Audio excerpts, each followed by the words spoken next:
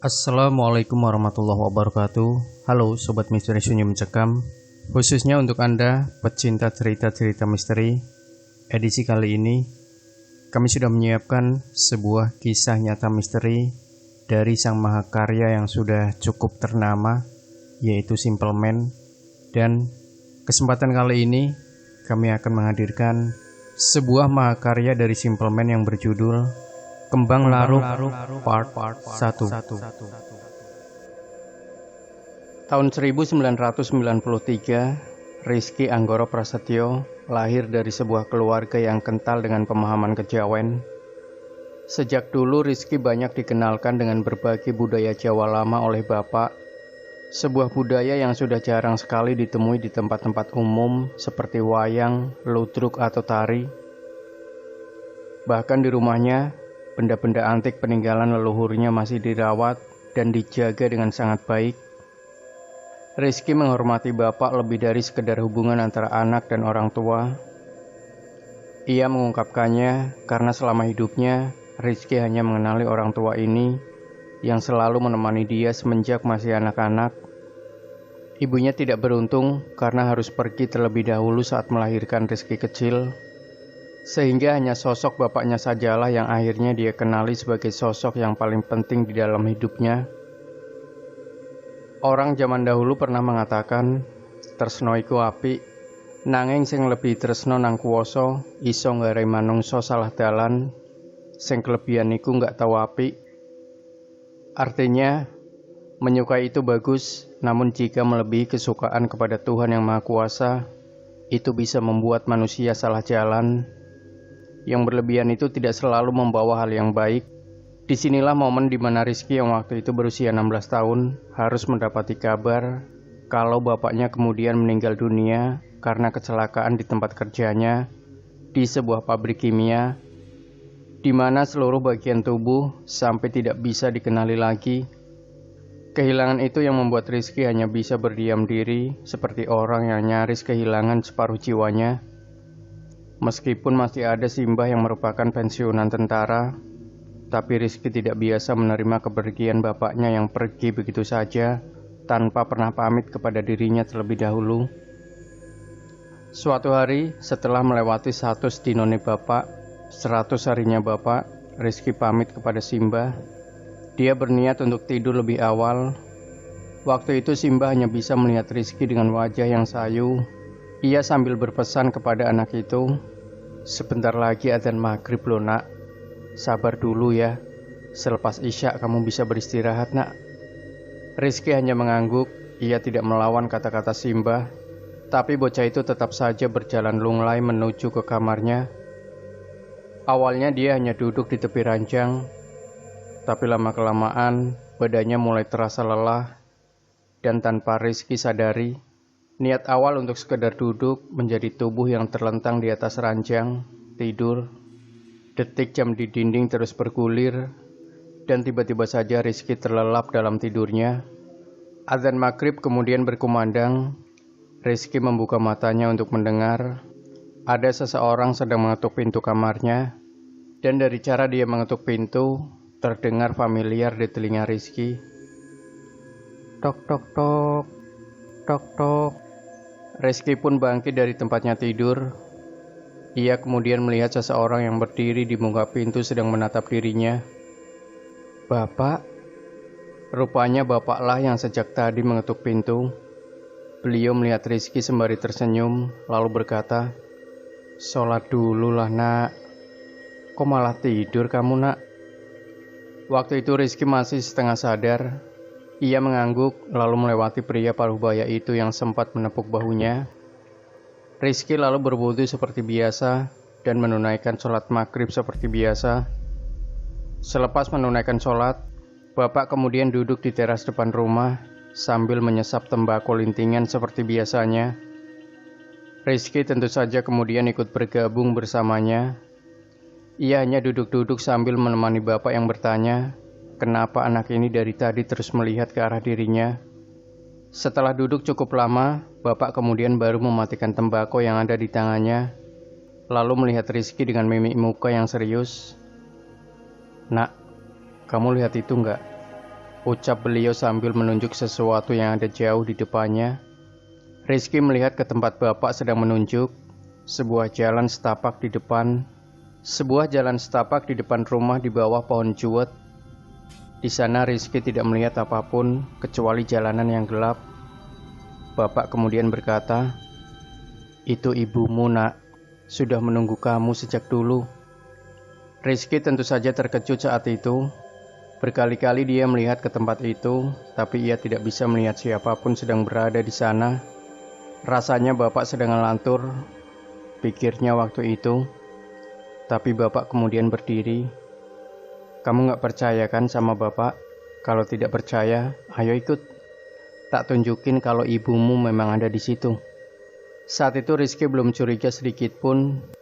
Ia yang belum pernah sekalipun melihat ibu, kecuali dari foto-foto lama, kemudian ikut berdiri. Dia kemudian berjalan mengikuti bapak yang sedang menapaki jalan menuju ke pohon juwet yang ada di depan rumah. Awalnya tidak terasa, pohon juwet yang hanya berjarak beberapa langkah saja dari rumah, entah kenapa terasa sangat jauh. Selain itu bapak juga tidak berkata apa-apa lagi kepadanya, kecuali hanya berjalan dengan langkah kaki yang semakin cepat. "Pak, kok nggak sampai-sampai?" protes Rizky saat itu. Tapi bapak tidak menjawab pertanyaan Rizky sama sekali. Beliau masih terus berjalan seperti biasa. Hingga perlahan-lahan suhu udara terasa semakin dingin. Pohon juwet itu juga mulai tidak nampak lagi. Rizky yang melihat bapak masih berjalan di depan masih belum curiga, sebelum mendadak sekujur tubuh Rizky berubah menjadi tidak enak. Hatinya risau, nafasnya tersengal-sengal. Kemudian rentetan hal ganjil itu diakhiri dengan bulu kuduknya yang berdiri. Rizky mulai berhenti berjalan. Ia sejenak melihat tempat ini dan mulai sadar di mana keberadaannya saat ini.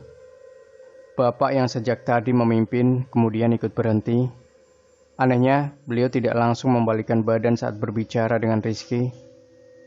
"Kenapa, Nak? Kok berhenti?" "Itu loh, ibu ada di depan.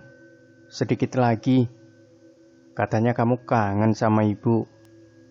Rizky tidak bergeming dari tempatnya. Firasatnya mengatakan kalau dia ikut bapak berjalan terus di jalanan ini, dia akan mendapati sesuatu yang sangat buruk. Melihat Rizky yang nampak mulai ragu, sosok bapak kemudian menoleh. Beliau melihat Rizky kemudian melambai-lambaikan tangan ke arahnya. "Nak, kamu gak percaya ya sama bapak? Kesini, ayo ke tempat ibu sekarang."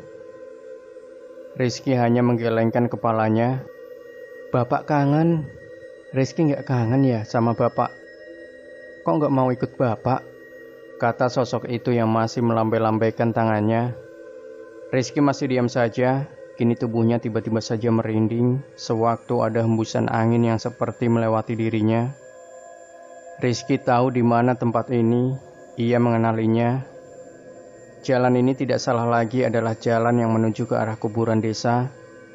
Kuburan tempat orang-orang mati biasa dimakamkan. Mana saat bapak kemudian berhenti melambaikan tangan, Rizky sudah berdiri di antara nisan-nisan tua, lengkap dengan pohon-pohon kamboja yang ada di sekelilingnya. "Kamu gak mau ikut karena bapak? Apa karena kamu sudah sadar kalau aku bukan bapak?"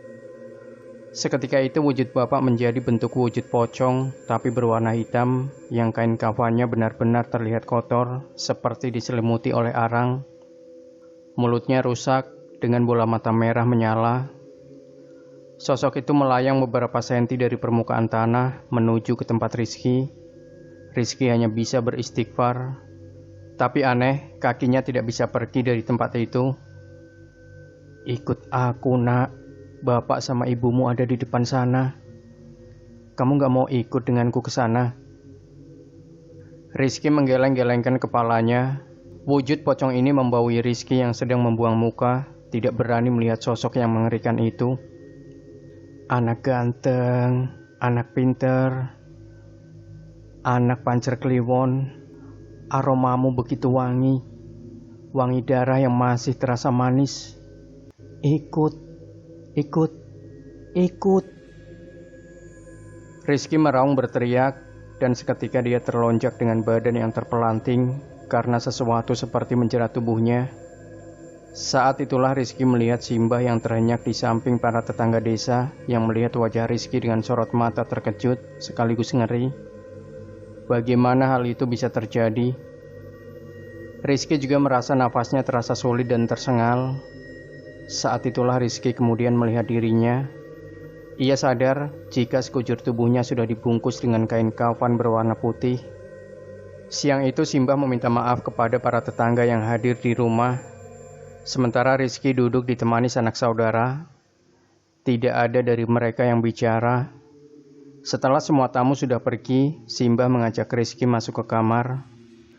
Rizky kemudian menceritakan semuanya, mulai dari ketemu bapak, kemudian diajak jalan ketemu sama ibu, kemudian melihat wujud pocong menggunakan kain kafan hitam. Pocong itu terus mencoba merayu Rizky. Untungnya anak itu tidak terkecoh. Simbah hanya menghela nafas panjang. Beliau tahu kehilangan membuat manusia berada di titik paling rendah dalam hidupnya. Dan saat itu terjadi mereka yang suka memanfaatkan keadaan, bergerak masuk tidak menutup kemungkinan makhluk-makhluk seperti itu juga akan ikut bergabung. Simbah kemudian menceritakan versinya, kalau saat adzan maghrib berkumandang, Simbah masuk ke kamar Rizky. Di sana beliau melihat Rizky sedang tidur, tapi firasat buruk orang tua tidak bisa dibohongi. Ia segera membangunkan bocah itu yang sekujur tubuhnya dipenuhi oleh peluh. Simbah mulai khawatir, badan Rizky mendadak menjadi panas. Tidak hanya itu, nafasnya tersengal seperti orang yang terkena asma. Simbah kemudian memanggil orang-orang termasuk mantri desa, tapi semua orang tidak bisa membangunkan Rizky yang seperti hanyut dalam tidurnya. Semakin malam semakin mengkhawatirkan. Dari badan yang sebelumnya panas tinggi mendadak menjadi dingin.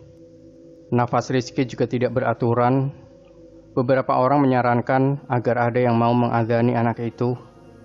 Simbah pun melakukannya, dan tiba-tiba tubuh Rizky mengejang hebat. Dibantu orang-orang, semua melafalkan adzan yang semakin keras. Tubuh Rizky semakin mengejang. Bahkan bocah itu menjerit-jerit seperti orang kesurupan. Saat ada di titik paling jauh, tubuh Rizky kemudian berhenti bergerak. Denyut nadinya lenyap. Detak jantungnya berhenti berdetak. Rizky yang baru saja kehilangan bapak dinyatakan meninggal dunia pukul 12:05 malam. Waktu itu tetangga menyarankan agar anak malang itu dimakamkan saat itu juga. Tapi Simbah masih belum rela. Beliau bilang biar Rizky tetap di sini, setidaknya untuk malam ini saja. Besok pagi pemakaman bisa dilangsungkan. Simbah pun tidur di samping jasad Rizky. Semalaman Simbah tidak tidur, beliau menjaga cucunya. Semua sholat beliau lakukan, membaca ini itu, sambil mengharapkan kalau Rizky benar-benar cuma tertidur. Tapi sampai fajar terbit, Rizky tidak kunjung mengembuskan nafas. Dia benar-benar sudah pergi ke alam baka. Selepas dimandikan, disolati oleh para tetangga, kemudian tinggal beberapa prosesi doa. Semua orang yang ada di dalam rumah dibuat terkejut saat bocah berselimut kain kafan itu menggeliat, kemudian duduk dan melihat mereka semua, termasuk Simbah yang merinding menyaksikan ini. Rizky mati suri. Sesuatu yang jarang sekali terjadi kepada manusia. Simbah sendiri pun rasanya masih tidak percaya dengan kejadian ini. Tapi nyatanya semua terjadi begitu saja.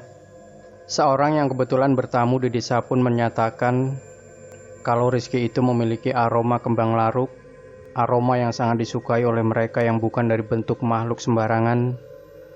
Kelas kembang laruk jauh lebih mengkhawatirkan, butuh orang yang punya kebatinan tinggi untuk menjaganya. Karena itu, orang itu memberi nasihat, Rizky dilarang keras mendaki gunung manapun, terutama satu gunung yang ada di Jawa Timur. Orang asing itu membisiki Simbah, karena jika itu terjadi, Simbah dan keluarga lebih baik melupakan kalau beliau punya keluarga yang seistimewa ini. Singkat cerita, Simbah sudah memberi wejangan, bahkan setelah Simbah akhirnya wafat, dan Rizky memulai kehidupan barunya sebagai anak kuliahan. Tahun itu tidak banyak orang yang bisa merasakan bangku kuliah, tapi karena Rizky dari keluarga yang cukup berada, beliau pun memilih menempuh pendidikan di salah satu universitas negeri. Selama di sana, tidak ada yang terjadi. Kehidupan Rizky seperti mahasiswa kebanyakan, kuliah, pulang, kuliah, pulang. Sampai suatu hari, temannya menyampaikan salam titipan kepadanya. Sebut saja teman Rizky ini dengan Koco. Koco ini teman Rizky yang paling dekat. Selain satu fakultas, mereka juga masih dalam satu tempat kontrakan yang sama. Tahun itu belum banyak kos-kosan. Mahasiswa umumnya saling patungan untuk langsung menyewa rumah yang bisa diisi 5 hingga 7 orang. Begitu pula dengan nasib Rizky dan Koco. Siang itu Koco memberitahu kalau ada teman perempuan dari anggota mapalanya yang ingin mengenal Rizky. Saat itu, sebagai anak yang kurang aktif, tentu Rizky tidak gampang percaya. Apalagi Koco anaknya yang sedikit sangklek dan suka membesar-besarkan hal-hal kecil. Tapi Koco terus-menerus memaksa, katanya untuk menjaga martabatnya. Kalau nggak suka sama anak ini, Rizky nggak usah melanjutkan. Ini adalah amanah. Hal ini yang membuat Rizky akhirnya mau dan bertemu sama kenalan si Koco ini. Singkatnya, Rizky akhirnya mengenal perempuan ini. Koco memanggil beliau dengan Lika. Lika ini cukup cantik dan Rizky tidak bisa berbohong kalau dia sebenarnya tertarik. Anehnya, baru 1 minggu kenal Lika ini, perempuan ini berani mengajak Rizky pulang ke rumahnya. Sebagai orang yang tidak enakan, Rizky mau-mau saja diajak pulang ke rumah perempuan ini. Ada satu hal yang membuat Rizky tidak nyaman saat bersama dengan Lika ini. Dia sering sekali bertanya, apa Rizky pernah mati suri? Pertanyaan ini terus-menerus ditanyakan setiap ada kesempatan. Rizky tentu menjawab sekenanya saja. Kata orang dia memang pernah seperti itu. Tapi terlepas dari itu, Rizky tidak tahu bagaimana rasanya dan bagaimana hal itu bisa menimpanya. Lika pun mengerti dan dia berusaha untuk tidak bertanya tentang hal itu lagi. Rumah Lika ini tidak jauh dari area kampus, tempatnya di deretan perumahan dengan gaya rumah khas Belanda. Saat Rizky berjalan masuk, ia langsung bertanya, "Rumah bekas Belanda?" Lika mengangguk, "Iya mas, bapak dosen, jadi dapat rumah dinas." Di ruang tengah, Rizky lebih banyak duduk dan menghabiskan waktunya melihat perabotan-perabotan lama. Banyak lukisan dan foto-foto tua tertata di dinding.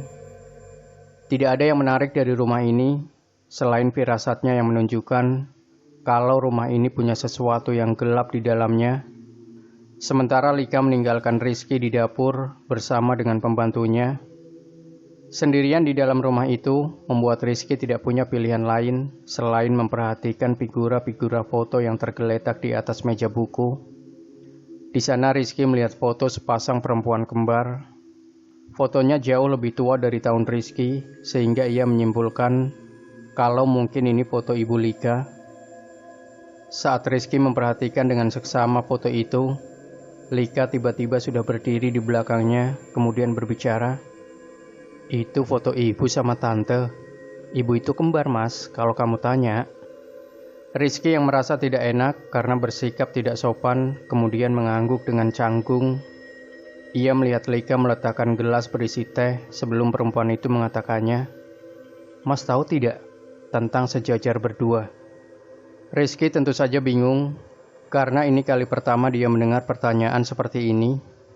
Rizky kemudian menggelengkan kepalanya, mengaku kalau dia tidak tahu arti dari jajar loro yang Lika tanyakan. Perempuan itu hanya mengangguk, tidak menanyakan perihal itu lebih lanjut. Setelah cukup lama mereka mengobrol, Rizky kemudian meminta izin ke belakang. Lika kemudian memberitahu di mana kamar mandinya. "Di belakang ada Mbak Nu.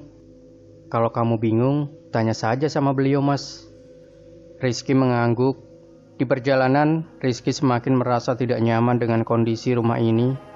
Mungkin karena rumah tua membuat Rizky tidak terbiasa berada di dalamnya. Saat itu, Rizky bertemu dengan Mbak Nu. Beliau wanita paruh baya yang sangat sopan. Bahkan Mbak Nu masih menunjuk menggunakan jempol tangannya. Rizky pun mengikuti arahannya. Rizky membuang air di samping sebuah sumur yang ditutup dengan kayu dari pohon tram besi. Setelah ia selesai dengan urusannya, niatnya kembali ke ruang tengah. Sebelum Rizky seperti melihat Lika sedang berada di salah satu kamar dengan pintu yang terbuka. Rizky tentu saja kemudian mendekat ke kamar itu. Di sana Lika sedang duduk sejajar dengan cermin di meja rias di salah satu kamar. Anehnya, cara duduk Lika ini terlihat janggal. Tubuhnya tegap dengan selaras, wajahnya melihat ke cermin terus-menerus. Rizky sebenarnya merasa tidak nyaman. Ia bisa mendengar degup jantungnya berdetak 2 kali lebih cepat. Satu hal lagi, sekujur badan Rizky tiba-tiba seperti menggigil dengan sendirinya. Tapi Rizky kelewat nekat.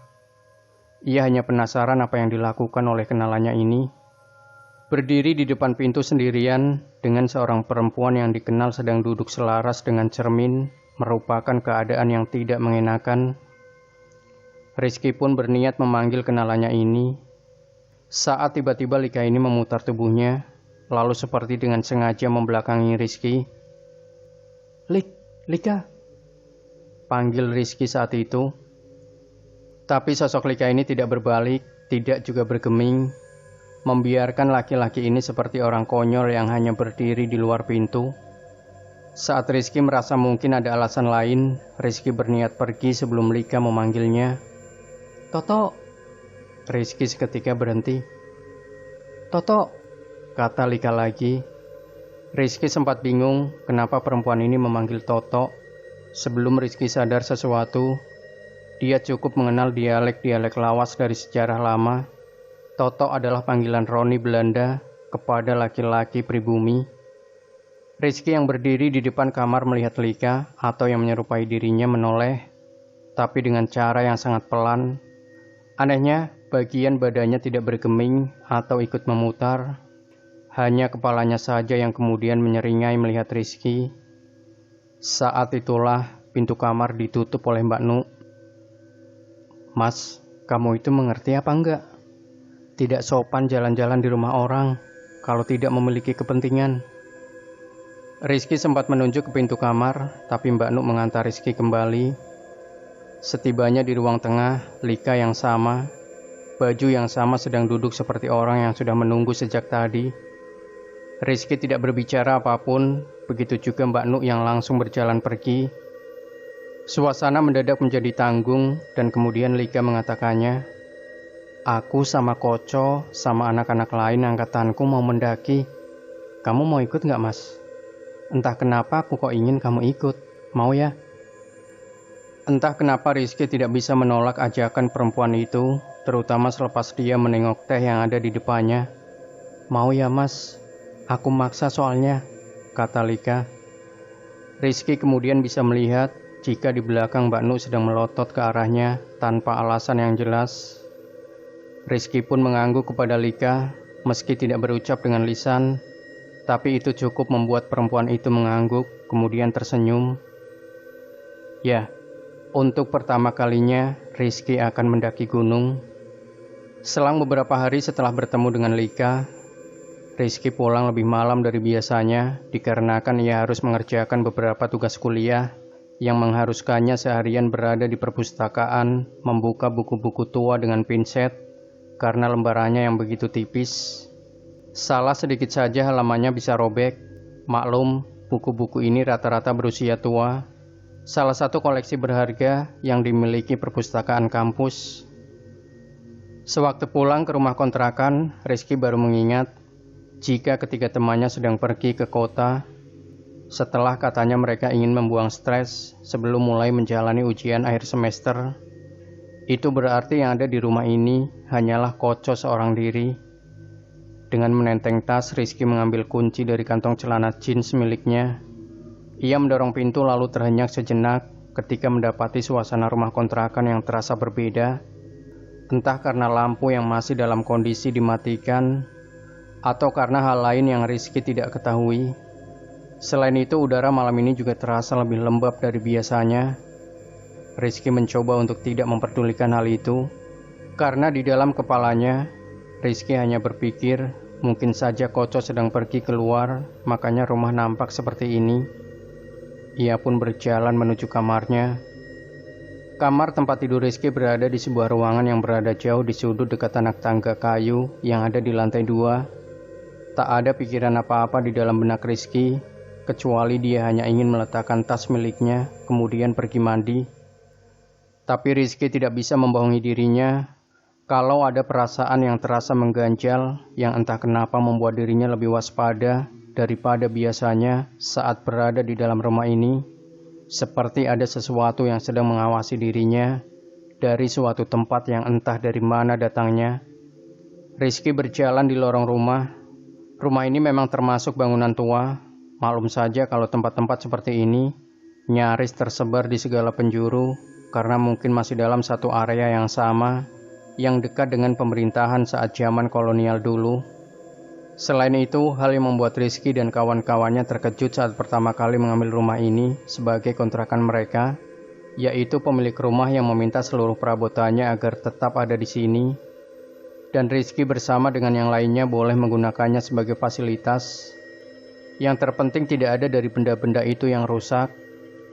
Tentu saja hal ini menguntungkan, itulah kenapa pada beberapa titik tembok terdapat lukisan-lukisan tua lengkap dengan benda-benda antik yang biasa dilindungi dengan kaca di dalam lemari-lemari tua. Untungnya selama Rizky dan yang lain tinggal di tempat ini, tak ditemukan hal-hal aneh yang terkadang sering dibicarakan oleh orang-orang sekitar. Setiap kali Rizky mengatakan di mana mereka sebenarnya tinggal. Hanya saja malam ini, di rumah ini memang terasa lebih berbeda dibandingkan malam-malam biasanya. Disinilah keanehan terjadi sewaktu Rizky melewati satu lukisan tua tentang seorang penari Bali, di mana Rizky sempat melirik dan melihat bola mata wanita yang ada dalam lukisan tersebut. Rasanya seperti mengikuti gerakan kemanapun Rizky pergi. Hanya saja Rizky sudah terbiasa dengan hal ini karena ia percaya hal itu. Dikarenakan ilusi bias yang biasa terjadi saat orang-orang melihat lukisan-lukisan dengan objek manusia yang memiliki bentuk rupa. Namun sejenak ketika Rizky melangkah di jalan yang menuju ke arah kamar, tiba-tiba saja dari arah belakang Rizky sempat mendengar seperti suara perempuan yang sedang tertawa.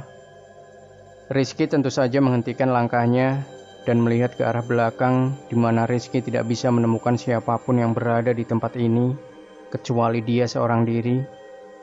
Selain itu, suara tertawa itu terdengar menyerupai suara tertawa perempuan yang ditahan seperti Rizky tak memperdulikannya dan kembali melanjutkan langkah kakinya menuju ke kamarnya.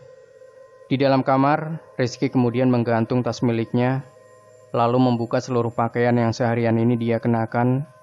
Setelah itu dengan celana pendek, dia berjalan menuju ke kamar mandi sambil menenteng handuk yang dia letakkan di atas bahu miliknya. Sewaktu Rizky berjalan menuju ke kamar mandi, dia harus melewati lorong itu kembali, tempat di mana lukisan penari Bali itu digantung. Entah karena saat itu lampu sedang dalam kondisi mati, sehingga tempat itu terlihat lebih suram, atau karena hal lain, Rizky berusaha melewatinya.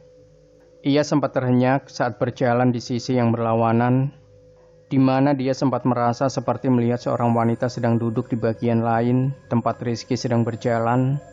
Tapi anehnya, ketika Rizky menoleh dan memperhatikan dengan seksama, ia tidak melihat apapun kecuali kursi-kursi yang kosong yang ada di depan meja makan. Sialan, mikirin apa sih aku ini?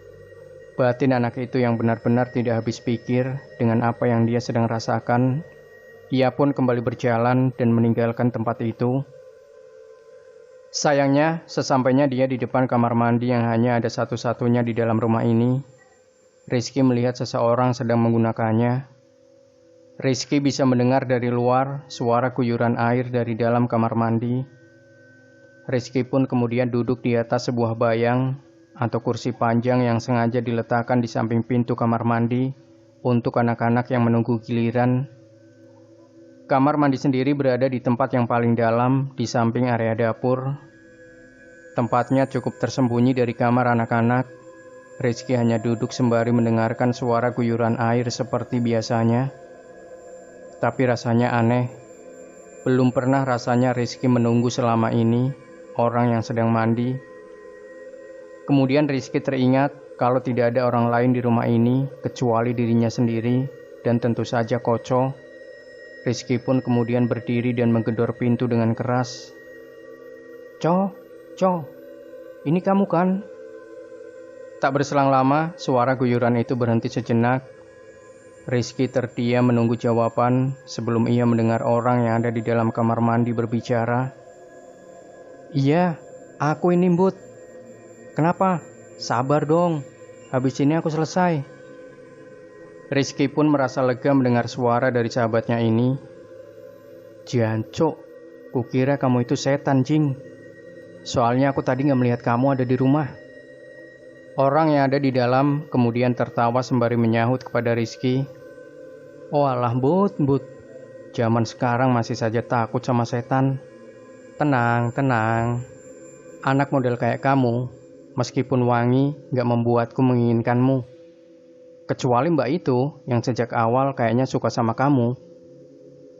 Mendengar itu Rizky sempat terdiam sebentar. Ia berdiri di depan pintu sambil memikirkan apa maksud dari mbak yang dikatakan oleh Koco ini.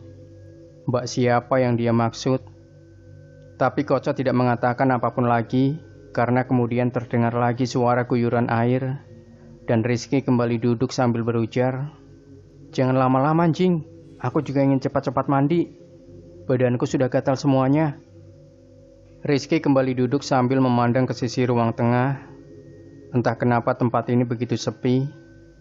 Anehnya, kenapa baru sekarang Rizky menyadarinya, atmosfer di dalam rumah ini terasa menakutkan. Sambil menunggu Koco selesai dari dalam kamar mandi, Rizky melamun memikirkan kenapa dia mau ikut naik ke gunung. Bukankah selama ini dia tidak pernah melakukan kegiatan itu? Kira-kira apakah dia nanti sanggup? Fisiknya, mentalnya, entahlah. Rizky masih berkutat memikirkan hal itu sebelum dari ruang tengah Rizky melihat bayangan seseorang sedang mendekat ke arahnya. Rizky memandang bayangan gelap itu yang tinggal beberapa langkah lagi dari dirinya. Rizky terdiam memikirkan siapa yang datang. Apa salah satu temannya memutuskan pulang? Tapi betapa terkejutnya Rizky ketika melihat bayangan gelap itu tiba-tiba melompat dan berteriak mengejutkannya. Hiya! Teriaknya sambil memamerkan gigi-giginya yang besar. Jancok, kamu itu dipanggil-panggil jalan saja terus, Jing. Kamu gak dengar ya? Aku dari tadi nungguin kamu di pos gerbang kampus. Nyelonong saja jadi orang. Rizky termangu diam, ia melihat Koco sedang berada di hadapannya. Entah kenapa Rizky bahkan sampai tidak tahu apa yang bocah ini sedang bicarakan. Karena telinganya mendadak seperti orang yang tuli.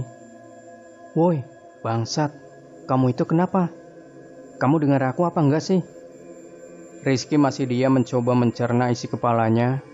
Sebelum ia sadar dan berjalan, kemudian mendorong pintu kamar mandi. Sial. Batin anak itu yang seketika sadar saat melihat pintu kamar mandi bisa didorong dengan tangannya. Dan lagi, tidak ada siapapun yang ada di dalamnya. Woi, ngapain sih? Ada apa? Kok diam saja? Rizky menelan ludah, ia bersumpah sewaktu duduk di atas bayang ini. Ia tidak melihat satu orang pun yang berjalan keluar dari dalam kamar mandi itu. Dan lagi, bagaimana bisa Koco datang dari arah luar rumah, sedangkan tadi benar-benar ada yang menjawab perkataannya. Rizky pun mengurungkan niat untuk mandi, ia berkata kepada Koco, negara sedang susah untuk itu. Mereka harus menghemat air. Rizky pun kembali ke kamarnya. Malam semakin larut, Koco kemudian mendatangi kamar Rizky. Ia melihat Rizky sedang duduk di atas ranjang miliknya. Bocah itu nampak sedang membuka buku. Koco sejenak mengetuk pintu kemudian berjalan masuk. Nampaknya anak itu sudah bisa mengira-ngira apa yang baru saja terjadi. Tanpa basa-basi, Koco kemudian langsung mengatakannya, kamu digangguin ya sama yang ada di kamar mandi. Mendengar itu, tentu saja Rizky hanya bisa melongo. Sepertinya Koco lebih tahu sesuatu yang tidak Rizky ketahui. Maksudmu apa? Enggak, kamu loh. Kok kayak begitu reaksinya? kamu digangguin sama yang jaga rumah ini. Tidak lagi bisa berbohong, Rizky kemudian menceritakan semuanya. Koco hanya manggut-manggut tidak berkomentar. Anak itu juga nampaknya tidak terlalu terkejut dengan apa yang baru saja terjadi. Halah, gak apa-apa, itu cuma godain. Mungkin ingin kenalan sama kamu. Rizky hanya mengangguk. Koco kemudian melanjutkan, aku juga sering bertemu dengan yang seperti itu. Malah aku pernah lihat gayung yang bisa terbang. Tapi ya gak apa-apa. Rumah seperti ini justru aneh kalau gak ada yang jagain seperti itu. Rizky mengangguk kembali. Apa yang Koco katakan memang benar. Hal-hal di luar nalar memang ada dan tidak seharusnya dia takut dengan hal seperti itu. Di tengah-tengah pikiran Rizky yang campur aduk, kemudian ia ingat dengan pembicaraan saat dia tadi sedang dikerjai. Mbak-mbak itu siapa maksudnya? Tapi Rizky memilih mengurungkan niat untuk mengatakan hal itu kepada Koco. Kemudian pembicaraan mereka melebar sampai pada titik di mana Rizky memberitahu kalau Lika mengajak dia naik ke gunung bersama dengan rombongan Koco. Saat itulah Koco baru nampak kaget ketika mendengarnya. Apa? Kamu ikut naik? Yang benar saja. Jangan bercanda sama aku. Rizky kemudian menjelaskan, bukankah seharusnya Koco tahu hal ini? Tapi kenapa dengan reaksi Koco yang seperti itu? Bukankah hal ini terasa janggal? Koco kemudian menjelaskan kalau gunung yang akan Koco daki bersama rombongannya adalah gunung yang jarang jadi pilihan para pendaki karena medannya yang masih terkenal sulit dan aksesnya yang sukar dijelajahi. Selain itu butuh jam terbang tinggi untuk menjelajahi tempat ini. Namun Koco kemudian terdiam sejenak, seperti sedang memikirkan sesuatu. Aku baru tahu kalau Lika ngajakin kamu. Soalnya yang buat acara ini sebenarnya ya Lika itu. Malah ayahnya yang mau menanggung semua biayanya. Rizky semakin yakin kalau ada kejanggalan dengan pendakian ini. Tapi baik Rizky maupun Koco, mereka sama-sama tidak tahu alasan apa yang dilakukan oleh keluarga Lika. Kalau aku tidak keberatan, lumayan bisa bersantai. Rizky hanya diam saja. Ia ingat jika Lika mengatakan kalau ayahnya adalah seorang dosen. Terus kamu ngomong iya sewaktu dia menawarimu? Rizky mengangguk. Koco nampak khawatir, kemudian ia mengatakan sesuatu kepada Rizky. Naik gunung itu tidak mudah loh Riz. Gak kayak kamu tinggal jalan saja seperti biasa. Kalau orang belum pernah naik, seharusnya dimulai dengan gunung yang pendek-pendek dulu. Gak langsung harus ikut pendakian yang ini. Kusarankan, urungkan niatmu. Karena kamu gak akan mengerti kalau di gunung manusia bisa menjadi orang yang berbeda.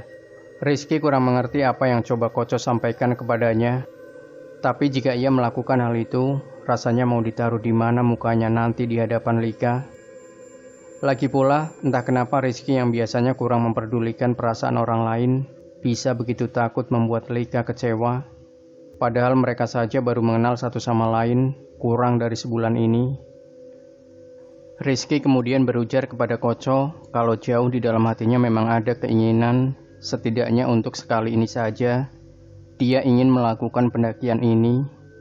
Jadi dia bisa merasakan perasaan Koco yang biasa dia ceritakan kepadanya. Lagi pula, kegiatan ini bisa menambah pengalaman. Koco sebenarnya tetap tidak sependapat dengan Rizky. Bagaimanapun mendaki gunung itu berbeda, tapi ia juga tidak mau jika harus melarang anak itu untuk merasakan sensasi mendaki dan tertawa puas saat sampai di puncak. Ia kemudian mengurungkan niat dan berpesan kepada Rizky, besok mulai lari-lari kecil setiap pagi, latih pernafasan. Gunung itu tidak seramah yang orang-orang pikirkan. Selepas mengatakan hal itu, Koco kemudian pergi meninggalkan Rizky seorang diri di dalam kamar yang entah kenapa membuatnya masih termangu diam sendirian. Malam sudah larut, Rizky sedang terlelap di dalam tidurnya. Sebelum tiba-tiba ia mencium aroma dari kembang yang sangat wangi. Aromanya asing, tapi rasanya Rizky pernah mencium aroma ini. Tidak salah lagi, katanya di dalam hati. Aroma ini adalah aroma dari kayu cendana. Rizky pun mulai membuka matanya. Di tengah kegelapan kamar, dia merasakan kalau tidak jauh dari tempatnya, Sedang berbaring terlihat seseorang sedang dalam posisi bersimpuh. Sosoknya terlihat tidak begitu jelas, tapi Rizky bisa melihatnya kalau sosok itu adalah seorang wanita. Rambutnya panjang tergerai sampai menyentuh lantai. Posisinya bersimpuh membelakangi Rizky. Rizky yang masih belum sepenuhnya sadar, nampak terhenyak di atas tempat tidurnya. Ia memandang pada bagian kepalanya seperti ada sesuatu yang berkilau kekuningan, seperti sebuah mahkota. Yang anehnya terlihat familiar bagi Rizky. Anak itu nampak bingung, apakah dia sedang dalam kondisi bermimpi atau sudah terjaga. Selain itu, aroma wangi dari kayu pohon cendana nampaknya berasal dari sosok wanita yang ada di hadapannya ini. Rizky pun berusaha bangkit dari tempatnya sedang tidur, tapi tiba-tiba sosok yang masih terlihat samar-samar itu berkata dengan suara yang sangat lembut, "Tetaplah di situ." Rizky menyadari mungkin sekarang dia dalam kondisi terjaga. Kalau begitu, siapa perempuan asing ini? Aku menyarankan agar kamu tidak perlu pergi hanya untuk menuruti keinginan dari orang yang sedang memanfaatkanmu, katanya. Suaranya terdengar begitu lembut, namun terasa dingin. Kamu tidak pernah tahu ada apa saja di gunung itu. Kamu itu istimewa. Dan yang istimewa biasanya menjadi rebutan. Ini bukan perkara siapa yang nanti mendapatkan, tapi perkara dusta yang diselimuti nafsu pribadi dari orang yang tidak memikirkan perasaan dari yang lain. Urungkan, ya, urungkan, urungkan. Teriaknya dengan suara yang tinggi. Rizky bisa melihat sekilas wajah wanita itu, dan seketika ia menyadari kalau sosok yang sedang bersimpuh di hadapannya ini memiliki perawakan yang sama persis dengan sosok wanita yang ada di dalam lukisan penari Bali. Pagi harinya, Rizky terbangun dengan kepala yang terasa sakit.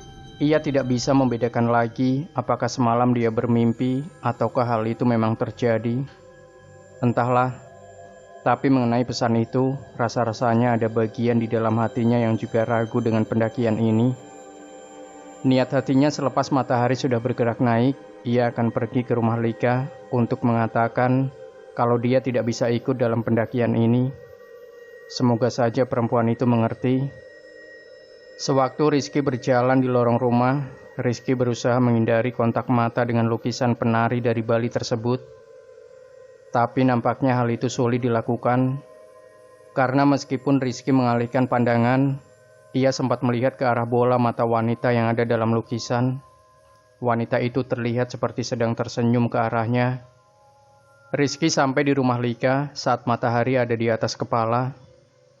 Ia memarkirkan motor RC100 keluaran tahun 95-nya itu di halaman depan di bawah pohon jambu.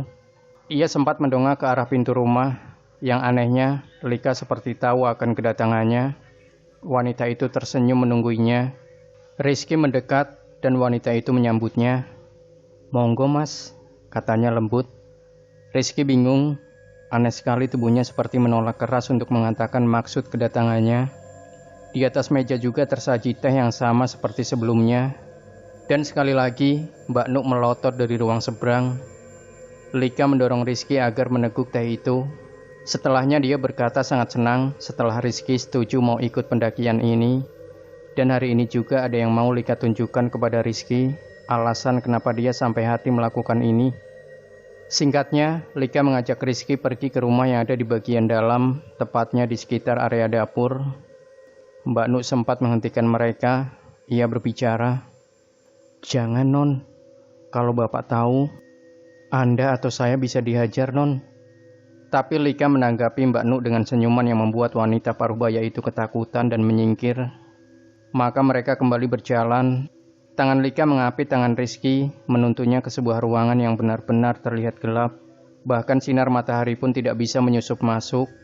Lika menyalakan lampu Petromax yang ada di dinding, kemudian membawanya sembari menunggu Rizky agar mengikutinya. Masuklah mereka ke salah satu pintu berwarna hijau muda yang dipenuhi goresan aneh di depannya. "Mas Rizky tahu kan kalau ibu itu kembar?" Rizky mengangguk sambil menahan hidungnya yang tiba-tiba mencium aroma yang busuknya setengah mati. Sampai Rizky merasa mual saat berada di dalam ruangan itu. "Biasanya kalau ada keturunan yang kembar, punya anak yang kembar juga mas." Mas Rizky tahu kan mengenai info ini? Rizky hanya diam sembari menahan hidungnya. Rasanya dia pernah mendengar tentang hal ini, tapi apa hubungannya dengan ini semua? Lika tersenyum di balik pendar cahaya lampu minyak yang dia bawa. Jujur, tiba-tiba Rizky merinding di depan anak ini. Lika menarik satu tangan Rizky, memintanya mendekat ke bagian dalam kamar.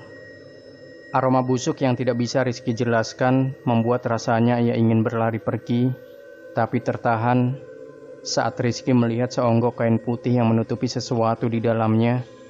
Rizky terdiam sejenak dalam hening. Lika kemudian menarik kain yang menutupinya. Di sana Rizky bisa melihat apa yang ada di dalamnya. Rupanya sosok yang nyaris sama persis dengan Lika, hanya saja kulitnya berwarna putih, sangat-sangat pucat. Bagian hidungnya ditutup oleh kapas, dan dia terbungkus dalam balutan kain kafan. Si Mbak pernah mati suri kayak Mas Rizky. Dia sudah dilarang naik ke gunung karena beliau itu memiliki aroma seperti kembang laruk. Tapi si Mbak enggak mendengarkan kami waktu itu. Saat ini si Mbak ditemukan dalam kondisi begini. Sudah dilakukan apapun untuk mengembalikannya, tapi tidak ada yang berhasil. Sampai kami pernah mendengar kalau Sukmanya masih tersesat di sana. Si Mbak ngambil sesuatu di sana masalahnya. Tidak ada dari kami yang bisa melihat di mana si Mbak berada. Cuma orang yang pernah mati suri yang bisa melihatnya. Karena itu, saya butuh Mas Rizky buat menunjukkan jalannya nanti. Rizky yang mendengar itu, sontak berjalan mundur menjauh dari Lika. Mati aku, katanya berujar lirih. Sejujurnya Rizky masih terlihat bingung. Dia tidak tahu harus merespon seperti apa. Tapi Lika nampaknya menunggu respon anak itu. Gimana caranya aku bisa tahu di mana mbakmu? Aku loh, tidak tahu apa-apa. Yang mendaki nanti adalah orang-orang yang akan membantu kita, Mas. Nanti ada aku juga yang akan menemani kamu. Aku gak akan meninggalkan kamu. Mohon Mas Rizky mau menolong keluargaku. Kasian, ibu sudah gak ada. Bapak setiap malam menangis sendirian. Yang nolong itu siapa aja? Kamu itu yakin bisa selamat? Gimana kalau menambah korban? Kamu atau aku gak bisa pulang. Jangan membuat hal ini jadi perkara sepele. Aku sudah sering ketemu yang seperti ini. Lika untuk sejenak terdiam. Suasana di tempat itu terasa sangat hening. Hingga rasanya tempat itu seperti kedap suara. Ya sudah, kalau Mas Rizky akhirnya tidak mau, saya gak maksa. Monggo Mas Rizky pulang. Ngomong-ngomong, hati-hati kalau pulang. Mas Rizky nggak tahu kan apa saja yang sudah masuk ke dalam perut. Lika menyeringai memberi jalan Rizky untuk pulang. Tapi anehnya Rizky seperti tidak bisa pergi dari tempat itu. Ia tidak mau meninggalkan Lika di sini sendirian. Monggo Mas. Lika masih menyeringai memberi jalan. Lika kemudian mendekat menyentuh pipi Rizky. Ia berbisik, nggak apa-apa. Yang nemenin kita bukan orang-orang sembarangan. Mereka siap nanggung resiko. Setiap malam jasad si Mbak jadi rebutan. Banyak sekali makhluk yang tidak akan saya ceritakan. Jadi mohon maaf kalau pakai cara begini ya Mas. Rizky mengangguk, ia seperti menurut apa saja kata perempuan ini. Mereka kemudian keluar dari ruangan itu.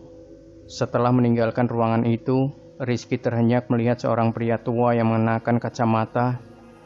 Kulitnya sawo matang dan menatap Lika serta Rizky dengan sorot mata yang tidak bisa ditebak. Rizky menyadari mungkin beliau inilah Bapak Lika.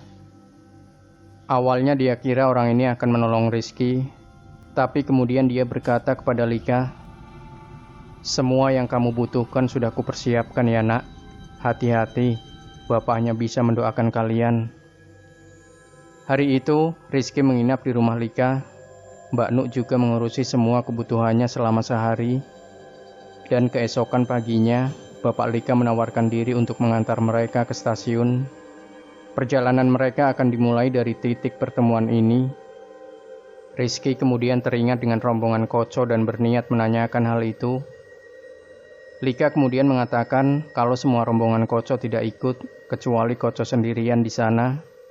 Hanya orang-orang pilihan yang Lika bawa. karena tujuan mereka juga bukan untuk mendaki, tapi mencari. Rizky kemudian bertanya, apa Koco tahu tentang maksud dan tujuan mereka ini? Lika menjawab, Koco tidak perlu tahu dan dia harus ikut agar tidak menimbulkan kecurigaan siapapun. Tapi Lika menjamin orang-orang bawaannya adalah orang-orang yang berguna. Di stasiun, Bapak Lika kemudian langsung pergi tanpa mengucapkan sepatah kata pun kepada mereka berdua. Lika berjalan dengan langkah kaki yang cepat, melewati banyak sekali orang-orang yang ada di stasiun, tempat di mana berbagai orang berkumpul menjadi satu. Pedagang, pelancong, semua orang memenuhi stasiun, dan mereka akan saling berebut gerbong masuk. Penumpang kereta masih belum diatur. Di sana Lika melihat Koco dan orang-orang yang akan bergabung, rupanya sudah berkumpul. Di sana pula Rizky akhirnya bisa melihat orang-orang itu. Seorang pemuda dengan rambut keriting panjang, dengan badan tegap menyapa Lika dan Rizky. Seorang perempuan berambut pendek dengan jaket tebal mengangguk. Juga ada seorang anak yang mungkin lebih muda membawa tas lonjong, dengan sepatu karet pendakian, dan yang terakhir Koco. Lika menyapa semua orang, begitu juga dengan Rizky. Setelah semua orang sudah berkumpul satu sama lain, mereka bergabung dengan orang-orang, berebut satu sama lain untuk bisa ikut dalam rombongan kereta ini. Dan siang itu, mereka berangkat ke tempat tujuan terakhir, tempat di mana tragedi naas ini bermula. Disinilah awal tempat mereka semua berpijak. Rizky duduk di samping seorang bapak tua yang mengapit keranjang bambu, nampaknya berisi ayam peliharaannya. Sedangkan Koco beradu tenaga berhimpit-himpitan dengan seorang pria berbadan bongsor. Sementara kawan-kawan Lika yang belum Rizky ketahui namanya nampak sedang berbaur. Mereka berbicara dengan penumpang lain. Lika sendiri tidak berhenti melihat Rizky sewaktu kereta terus melaju.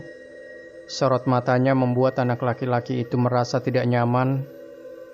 Di dalam suasana yang ramai dipenuhi oleh manusia, bapak tua yang duduk di samping Rizky kemudian membuka pembicaraan dengannya.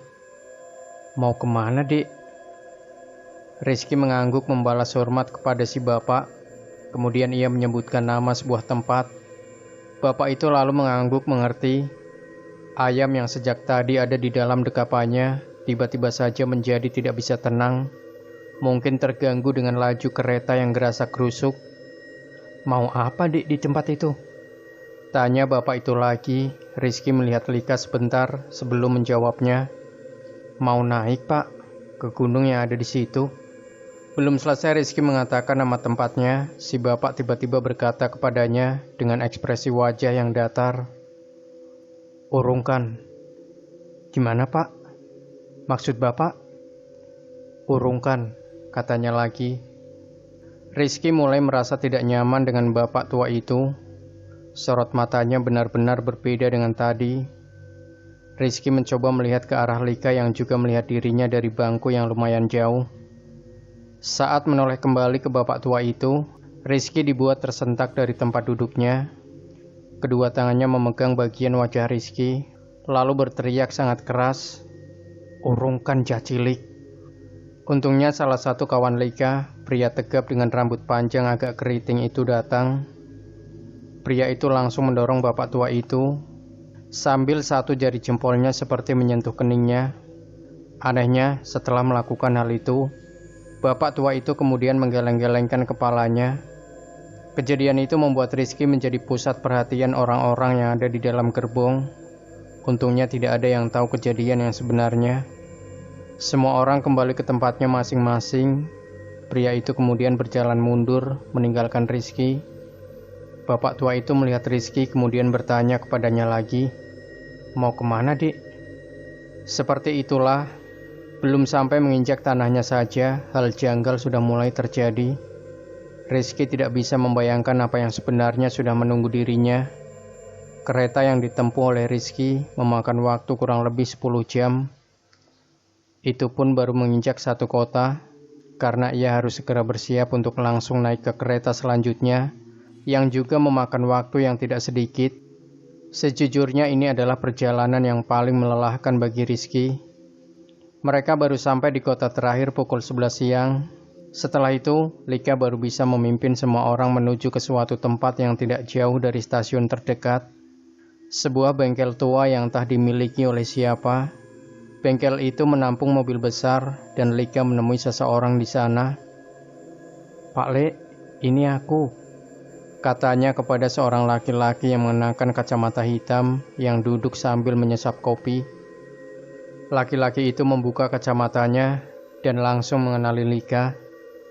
"Loh, kamu nak? Kamu ngapain di sini? Kamu masih belum paham ya sama..." Belum juga orang itu selesai berbicara, Lika sudah memotong pembicaraannya. "Sekarang aku sudah membawa bunganya." Setelah mengatakan itu, laki-laki itu kemudian memandang ke semua orang. Ia nampak terkejut, terutama saat melihat wajah Rizky. "Edan," ujar laki-laki itu. "Gila, jangan bilang kamu akan..." Lagi-lagi belum selesai berbicara, Lika memotong ucapan orang itu. "Sudah, sekarang antar ke rumahnya Mbak Kung. Kita ngomong saja di sana." Orang itu masih menunjukkan ekspresi yang gelisah. Ia tidak berhenti melihat Rizky. Ini tentu saja hal yang sangat mengkhawatirkan. Kamu itu nggak juga paham kapan harus berhenti. Semua orang kemudian naik ke mobil Jeep butut milik orang itu. Rizky duduk di samping perempuan berambut pendek yang selalu tersenyum setiap kali Rizky tanpa sadar melihatnya. Koco sendiri juga lebih banyak diam, tidak seperti Koco yang biasanya. Dari stasiun mereka kemudian menuju ke sebuah desa yang ada di kaki gunung. Tempatnya sangat jauh di pedalaman. Sempat melewati bagian-bagian jalur setapak dengan pohon-pohon tinggi besar di kanan kiri. Bahkan mobil harus melaju di atas lintas sungai kecil. Setelah melewati segala halang rintang, barulah mereka melihat sebuah gapura yang dibangun dari batu bata merah. Jika diperhatikan, gapura ini cukup lama, dengan rumah-rumah di sepanjang jalan yang terus naik, sampai akhirnya mobil Jeep berhenti di satu rumah dengan halaman yang luas. Orang itu kemudian turun dan menuntun mereka bertemu dengan seorang kakek tua yang sedang memberi makan ayam. Awalnya tidak ada yang terjadi dengan mereka. Bahkan setelah melihat Lika, tak ada perubahan ekspresi apapun, sampai orang tua itu melihat Rizky dan seketika wajahnya berubah. Orang tua itu sontak berteriak dengan nada yang keras, "Kamu gila, apa maksudmu ini?" Lika kemudian maju dan berusaha menjelaskannya, tapi kakek tua itu tidak mau mendengarkan. "Ikut aku, kau juga." Sementara Koco dan yang lain menunggu di sebuah bangunan mirip musola atau padepokan yang ada di bawah pohon rambutan. Di dalam ruangan itu, Mbah Kung, orang yang sudah bertahun-tahun diberi mandat jadi juru kunci di atas tanah ini, berteriak kepada Lika. Wajahnya benar-benar menakutkan, tidak seperti wajah tenang yang sebelumnya dia tunjukkan. "Kamu itu mencari masalah di sini. Gak begini caranya untuk mencari saudaramu. Bisa-bisa yang gak bisa pulang itu kalian juga." Lika hanya diam saja melihat orang tua itu, sebelum kemudian dia berdiri. Lika berkata dengannya dengan suara yang selembut mungkin, "Ngerti Mbah, tapi Bapak semakin lama semakin tidak kuat menanggung ini semua. Menunggu Mbah mencari si Mbak, gak juga menemukan ujungnya. Selain saya membawa si kembang, saya juga membawa ini." Lika menunjukkan sesuatu di dalam tas yang dia bawa. Seketika wajah orang tua itu nampak bingung. Wajahnya tiba-tiba berubah menjadi semakin pucat. Ia terus berjalan mundur. "Maksudmu apa kamu sampai membawa ini? Kamu tidak mau menghormati saya ya, sebagai juru kunci di sini?" Lika berujar dengan suara yang teramat tenang. "Biar aku dan teman-temanku naik. Mbah tidak perlu ikut campur. Semua sebab akibat siap kutanggung sendiri."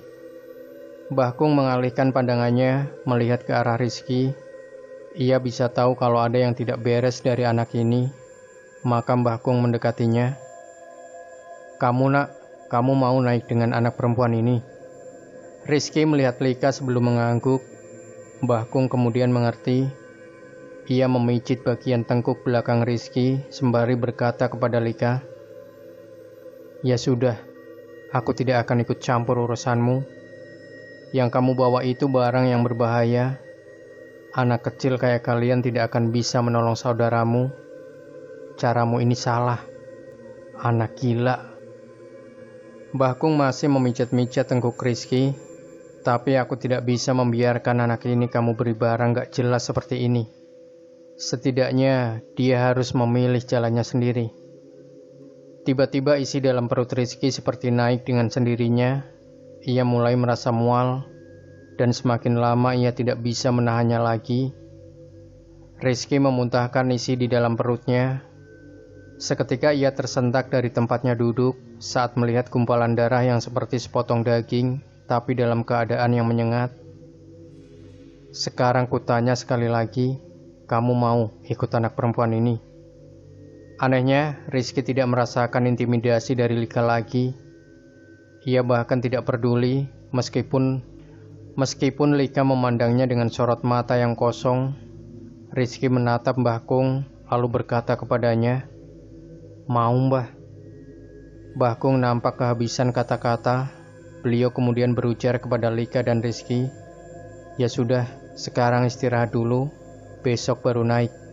Nanti malam akan turun hujan yang deras." Seperti yang Mbah Kung katakan, malam harinya hujan deras kemudian turun. Di dalam rumah milik Mbah Kung, Lika kemudian memperkenalkan satu persatu orang yang besok akan pergi naik. Lika menunjuk orang yang paling tua di sini, seorang teman yang sudah lama Lika kenal. Pria tegap yang pernah menolong Rizky, namanya adalah Priyo. Beliau selama ini bekerja sebagai pemborong. Priyo ini memiliki kebatinan yang kuat. Beliau merasa kasihan sewaktu tahu keluarga Lika menghadapi masalah yang sangat sulit, sehingga menawarkan diri dalam pendakian ini. Lalu perempuan dengan potongan rambut pendek, ia adalah teman dari saudara Lika. Beliau sebenarnya sudah lama menawarkan diri untuk membantu, tapi baru kali ini dia mendapat kesempatan itu. Sedangkan yang satu lagi juga sama, mereka mengaku satu grup dengan saudara Lika dan hanya berniat menolong sebisa mereka. Sedangkan Koco yang masih tidak mengerti kenapa list orang-orang yang datang berbeda seperti yang Lika jelaskan saat pertama kali menawarinya untuk ikut pendakian.